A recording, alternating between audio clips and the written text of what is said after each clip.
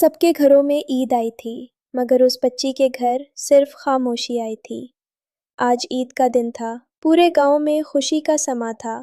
ہر طرف قہقہے، بچوں کی ہنسی، نئے کپڑوں کی خوشبو۔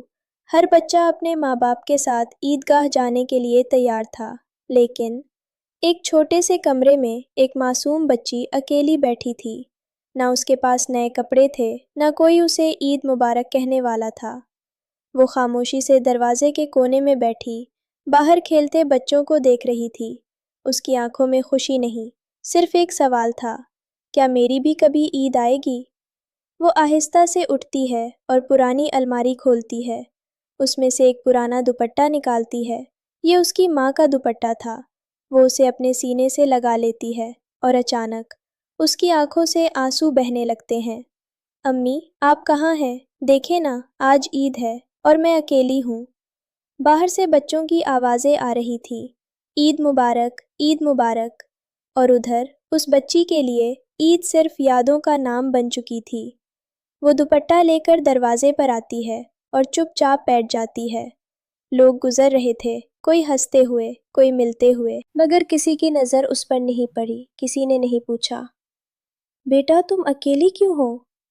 اس کے چھوٹے چھوٹے ہاتھ آہستہ سے دوپٹے کو تھامے ہوئے تھے اور دل میں ایک ہی خواہش تھی، کاش آج امی ہوتی۔ وہ خاموشی سے روتی رہی اور عید اس کے لیے گزر رہی تھی۔ اچانک ایک خاتون وہاں سے گزرتی ہے۔ وہ رکتی ہے اور اس بچی کو دیکھتی ہے۔ اس کی آنکھوں میں چھپا درد سب کچھ بیان کر رہا تھا۔ وہ آہستہ سے اس کے پاس آتی ہے اور اس کے سر پر ہاتھ رکھتی ہے۔ بیٹا تم اکیلی کیوں بیٹھی ہو؟ یہ سنتے ہی بچی پھوٹ پھوٹ کر رونے لگتی ہے اور صرف ایک لفظ کہتی ہے، امی۔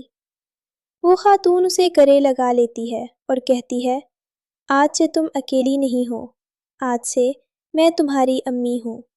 یاد رکھیں، عید صرف نئے کپڑوں اور خوشیوں کا نام نہیں، عید کسی اداس چہرے پر مسکراہٹ لانے نام ہے۔ اگر آپ کے آس پاس بھی کوئی یتیم بچہ یا بچی ہے تو اس کی عید کو بھی خوشیوں سے بھر دیں، کیونکہ کسی کے چہرے کی مسکراہٹ آپ کی عید کو مکمل بنا سکتی ہے۔ اگر آپ بھی مانتے ہیں کہ یتیم بچوں کا خیال رکھنا ہمارا فرض ہے تو کمنٹ میں لکھیں، عید سب کے لیے ہے، اور ویڈیو کو لائک، شیئر اور چینل کو سبسکرائب ضرور کریں۔